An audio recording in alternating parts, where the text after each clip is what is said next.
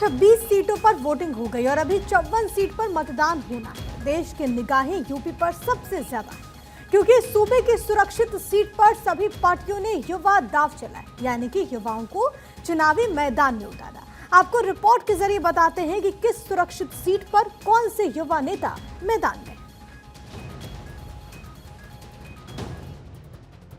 देश की सियासत में एक बहस पुरानी है, युवा बनाम पुराने दिग्गज। कांग्रेस अध्यक्ष के चुनाव में मल्लिकार्जुन खड़गे ने तो बकायदा संगठन में 50 अंडर 50 का फॉर्मूला तक दे दिया था। भारतीय जनता पार्टी की बात करें तो गृह मंत्री अमित शाह ने कुछ दिन पहले एक जनसभा को संबोधित करते हुए युवाओं को अपने कलेजे का टुकड़ा बता दिया। ये तो है बयानों की बात, लेकिन क्या आपको पता है कि यूपी में लोकसभा चुनाव में कितने युवा चुनावी मैदान में हैं और किस पार्टी ने कितने युवाओं को टिकट दिया? कुछ युवा परिवार की सियासी विरासत आगे बढ़ाने के लिए चुनावी मैदान में हैं, तो कुछ ऐसे भी हैं जिन्हें अपनी मेहनत पर भरोसा है। सबसे पहले बात समाजवादी पार्टी की। मछली शहर सीट सुरक्षित सीट है।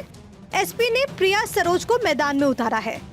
प्रिया सरोज की उम्र करीब 28 साल है। फिलहाल सुप्रीम कोर्ट में प्रैक्टिस कर रही हैं। यूपी के सबसे युवा प्रत्याशियों में से एक है। बीजेपी के सिटिंग सांसद बीपी सरोज से है मुकाबला। प्रिया सरोज की तरह ही समाजवादी पार्टी ने कौशाम्बी से उम्मीदवार उतारा है। एसपी ने पुष्पेंद्र सरोज को मैदान में उतारा। अब तक का सबसे युवा प्रत्याशी है पुष्पेंद्र सरोज।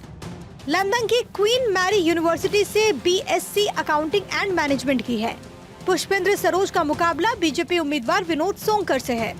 कुशल चुनावी प्रबंधन के चलते पुष्पेंद्र एसपी नेतृत्व की नजर में चढ़ गए थे। समाजवादी पार्टी ने युवाओं पर ज्यादा भरोसा किया और उन्हें टिकट दिया। एसपी ने ज्योत्सना गोंड को शाहजहांपुर से चुनाव में उतारा। पूरे उत्साह के साथ चुनावी मैदान में उतर गई। पुष्पेंद्र और प्रिया पर अगर अपने पिता को लोकसभा चुनाव में मिली हार का बदला लेने की जिम्मेदारी है, तो बहराइच सुरक्षित सीट पर बीजेपी उम्मीदवार आनंद कुमार गोंड को अपने पिता को मिली जीत को बरकरार रखने की जिम्मेदारी। बहराइच बीजेपी ने बहराइच से आनंद कुमार गोंड को उम्मीदवार बनाया। इलाहाबाद यूनिवर्सिटी से मार्केटिंग एंड एडवर्टाइजिंग में MBA किए हैं।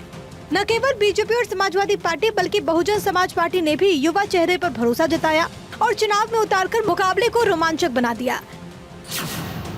लालगंज सुरक्षित सीट से इंदु चौधरी बीएसपी उम्मीदवार हैं। इंदु ने 2021 में बहुजन शक्ति नाम से एक संगठन बनाया। जातिवाद, ऊंच नीच और रूढ़ियों के खिलाफ लोगों को जागरूक किया। कुल मिलाकर देखा जाए तो यूपी में सभी पार्टियों ने युवाओं पर भरोसा जताया है।